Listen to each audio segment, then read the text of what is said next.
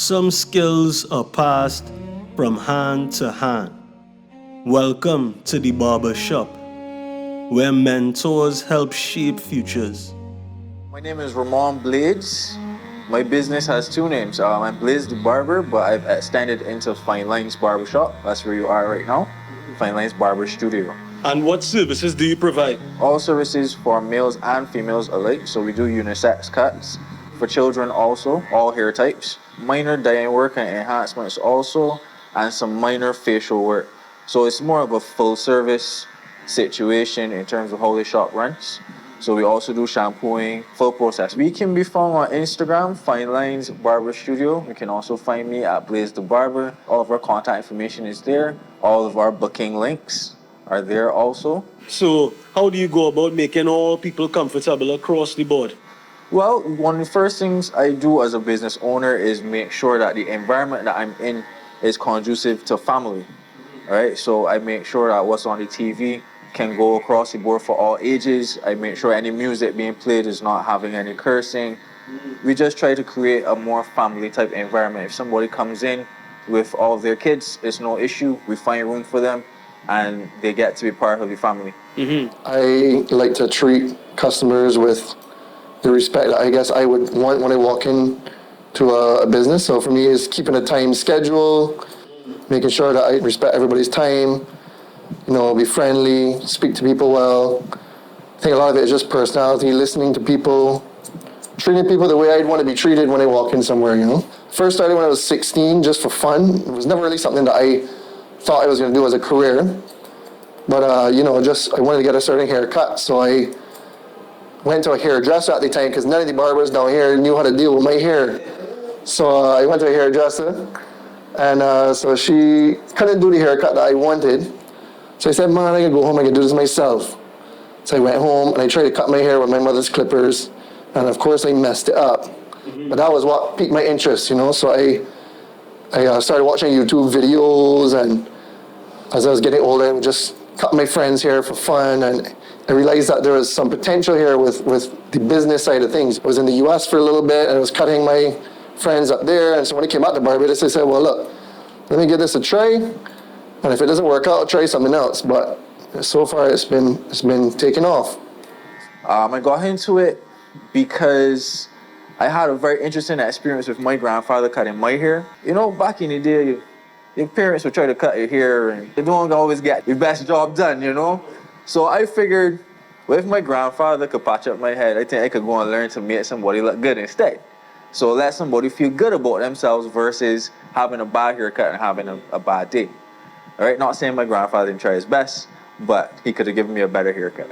Well, from 15, 16, I was cutting my own hair. At 18, I was at Choices Barber Studio with David Kalman, Daniel Burrows, Henderson.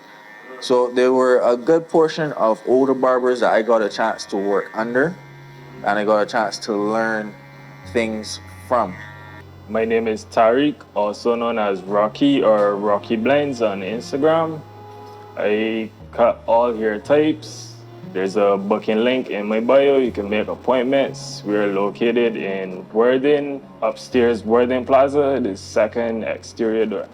So first off, I am very passionate about barbering. I enjoy doing it. It's what I like doing. It was my first option as a career, what I wanted to do. I was approaching the end of secondary school, and I was looking for things to do as a job because I wanted to work. And I used to always watch transformation videos on YouTube, the haircut transformations.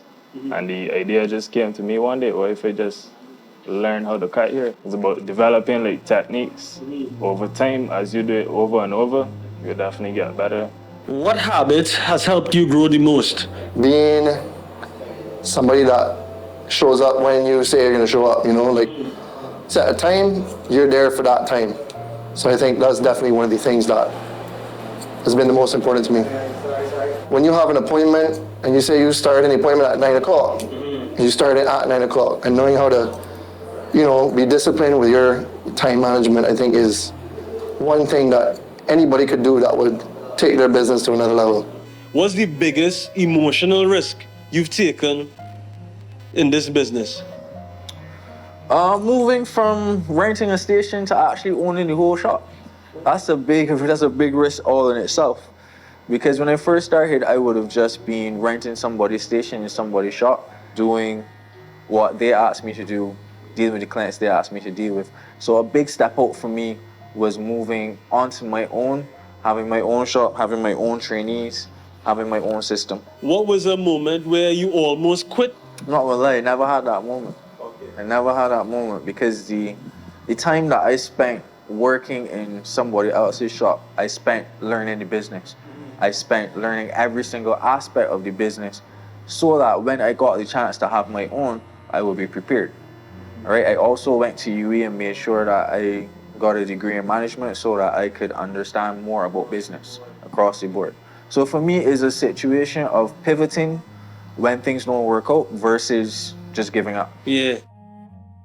Tell me and I forget. Teach me and I may remember. Involve me and I learn. Apprenticeship is about participation. With apprenticeship, mistakes are lessons. Mistakes teach patience. Repetition builds confidence. Skill grows quietly, one client at a time. I started working in a barbershop in 2020. Started in Bridgetown, and then I came up to the West Coast. And then I opened this business about just over 3 years ago now. And so in Bridgetown, did you have a mentor or someone who showed you the ropes? Well, there's definitely a lot of barbers that, I've come across since I started that have been giving me tips. The guy I worked for down in King of Fays, he showed me a lot of things. And then when I moved up to the West Coast, there was Fame. There was a guy that I worked for there.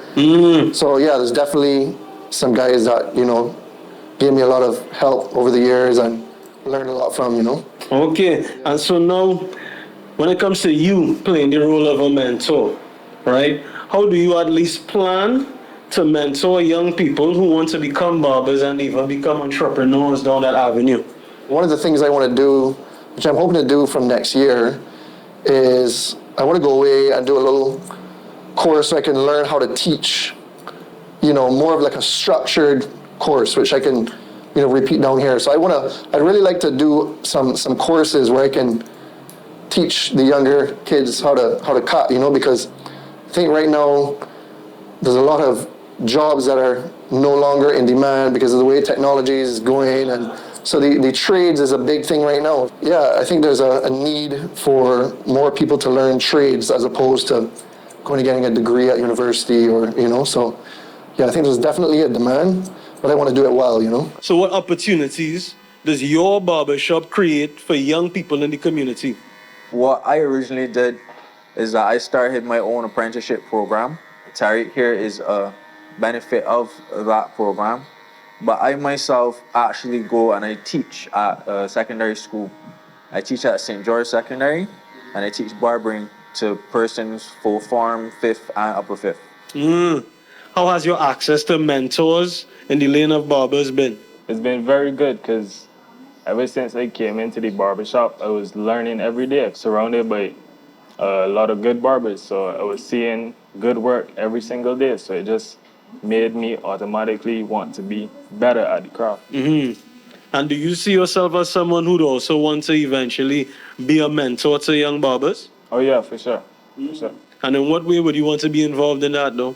I would say the same apprenticeship, like to offer an apprenticeship to young barbers. What has started to happen of recent is they've started to bring barbering into schools a lot earlier.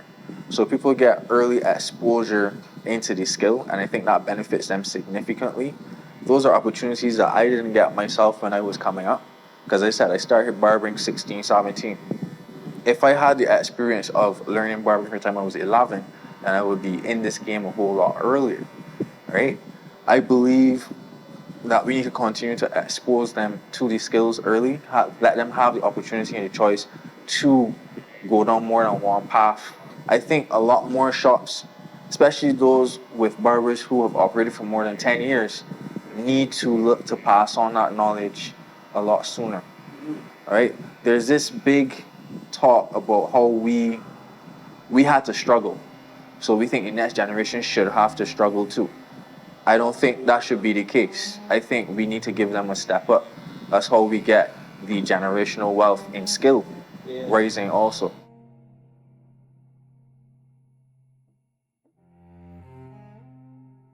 If you're curious about how this all connects, visit mintmonger.org.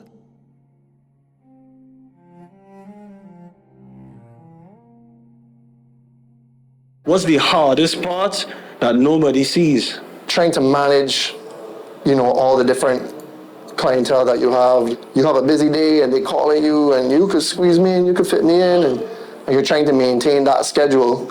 I think sometimes it can be difficult to manage so many people, but that's why the technology really makes a difference, because it takes a lot of the strain off of you personally, because everything's mostly automated. I've always been using a booking platform, but the one that I'm using now is just a little bit more advanced in terms of the accounting and tracking the stock of the products and all that. Just trying to make things more organized. So especially from the client's perspective, if they can have an easy booking experience, it makes their life easier, my life easier. I don't have to worry about people walking in on a day. I know what my schedule is going to look like for the most part on a morning.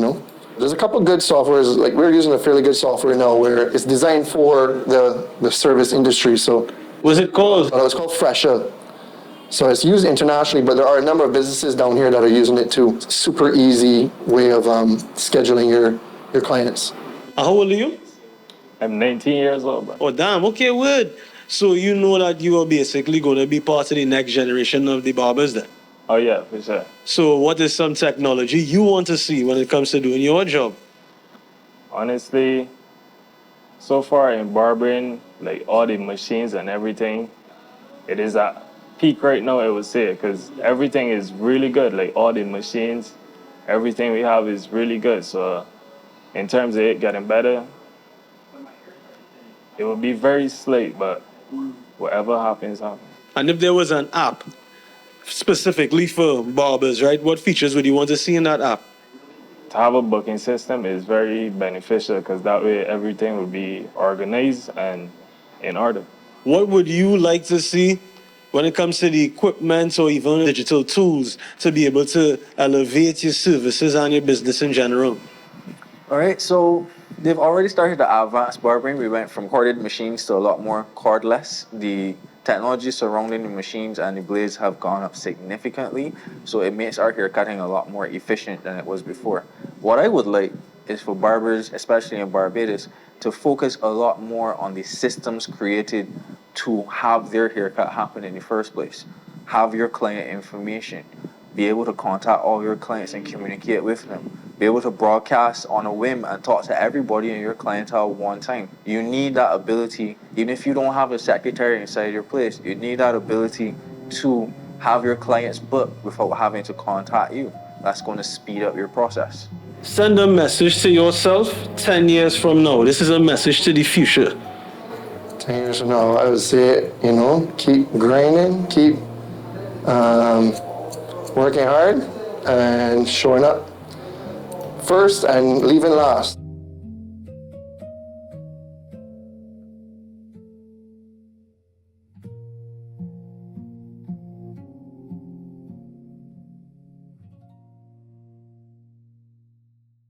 The best way to learn is to be taught. The best way to teach is to let someone try. When you teach what you know, you extend your life beyond yourself.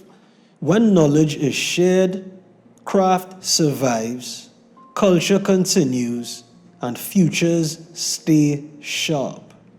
Now, let's step into another space where community, care, and creativity combine. Let's go to the salon.